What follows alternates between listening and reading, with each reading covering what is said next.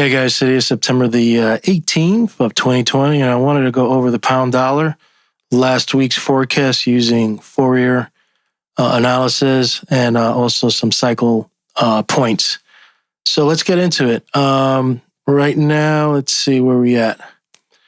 So right now, these are the turning points I mentioned in my last week's video: 911, 914, 917, 921, and 923. I went long and got out.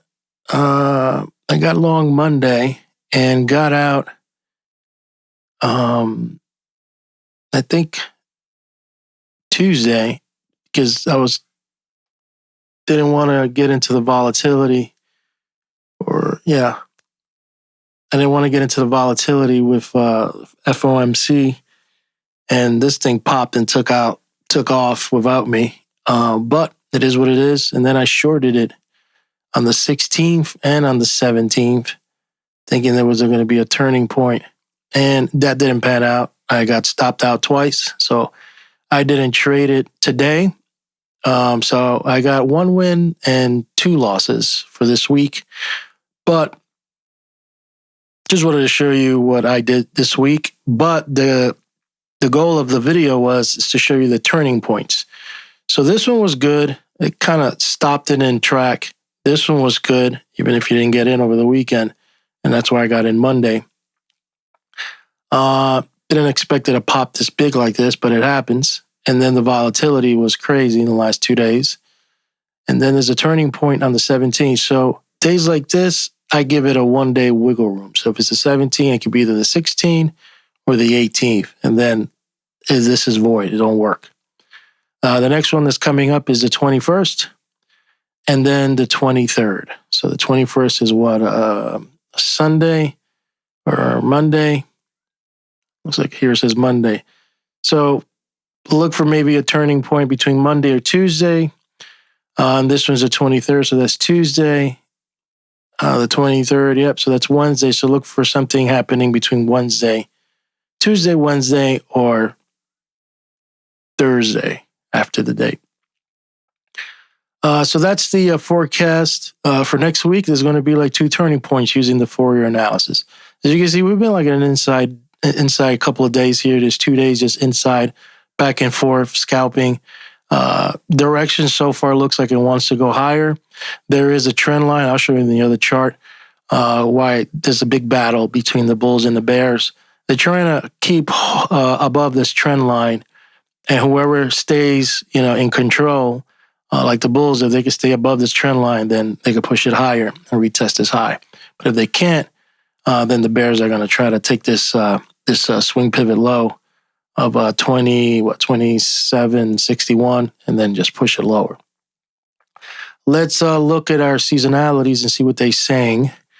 With the bright green, that's our annual plus our decimal projection line seasonality. And so far, this one is kind of working with price action. It says it tops out on October the 5th, so that remains to be seen. All these other ones are short term, mid, and fast. And they are all topping out right here.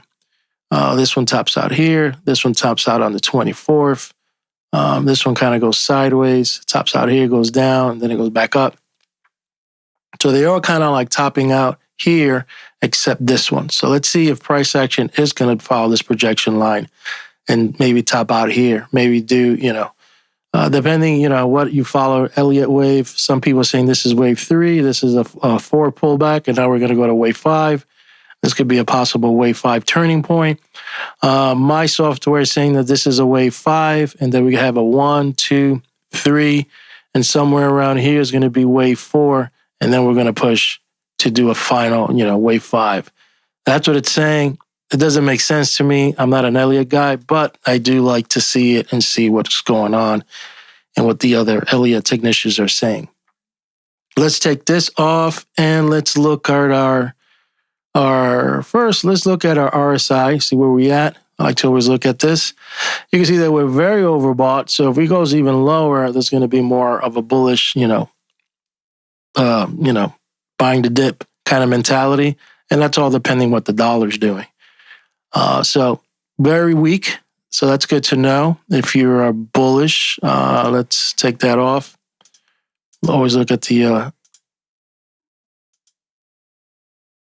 RSI. Let's look at our cycles. This one, it looks like it's set to the harmonics overtones of 6. So what I do is I have 3 that I'm watching. We do a composite of those 3 cycle points, the ones that are more prominent or dominant. And what it's showing is that pretty good. It's picked a low somewhere around here, and it's showing there's a possible top here. It pulls back, tops out around the 22nd, 23rd, pulls back, the 27th, and then it tops out like the 2nd. So that kind of lines up with the first seasonal one I showed you with the green one. That kind of tops out here, and then it pushes down. Let's look at then, so in theory, price action should continue going higher. It's going to follow this projection cycle into the future.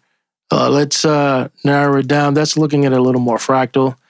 We use a 1 overtone, so it kind of gives you more of a natural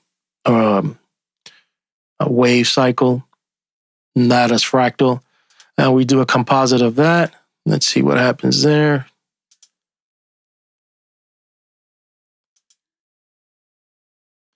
Let's minimize that, and you can see that's a little more cleaner. So it all kind of tops out somewhere around the 21st, 23rd.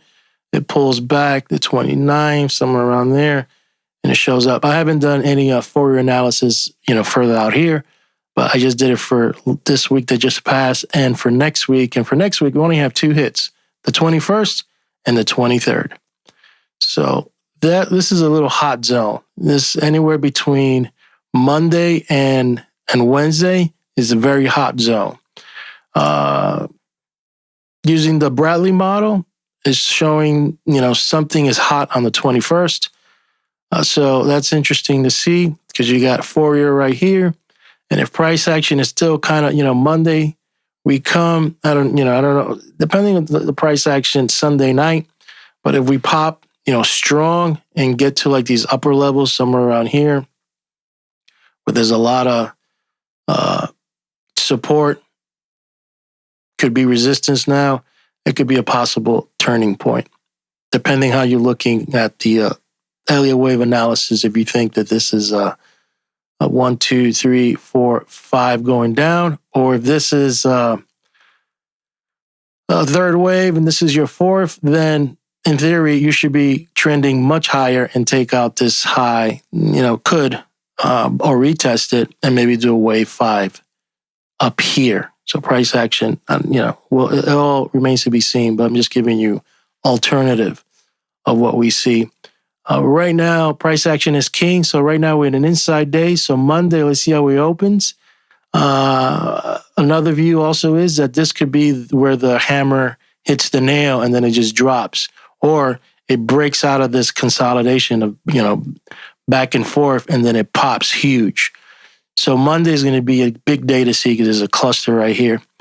What else I wanted to show you? Seasonality, I showed you the cycle, the projection. So I think that's it for this chart. We go to this chart over here, and what I wanted to show you is, as you see, 1, 2, 3, 4. If this calculation is correct, wave 4 could be anywhere between 30.29 all the way to 30.96, estimating. And then, we'll see what happens if it goes all the way up there. And if this is a wave 3, like I said, wave 4, then we should retest this high and maybe push even higher.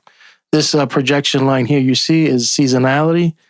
This was saying that it should continue or possibly could continue lower to the 24. So that remains to be seen. So I don't know if this is going to pan out. And plus, this is inverted. Normally, the cycle is normally pointing up. But since I've been following price action, looks like the inverted is working more than the one that's normal. Let's see. This is what I wanted to show you. This pivot from here to here, this is where the battle zone is, right here. If we fail this, take this out, you do a trend line from that May 18 all the way to the 629, you're probably gonna find some kind of support somewhere around here. So if you want to look at it a little closer, this is what's going on. Let's bring this out. Yeah. And these little lines, these are my ellipse lines. So it's showing that, it looks like price action is just kind of stalling here, but there's a lot of resistance right here. You can see that pivot. You can see this one here. So it kind of, I guess, is mimicking that zone right here. Well, one technique that I've seen that works a lot, not all the time, but when it does work, it's a great charm. It helps. It works.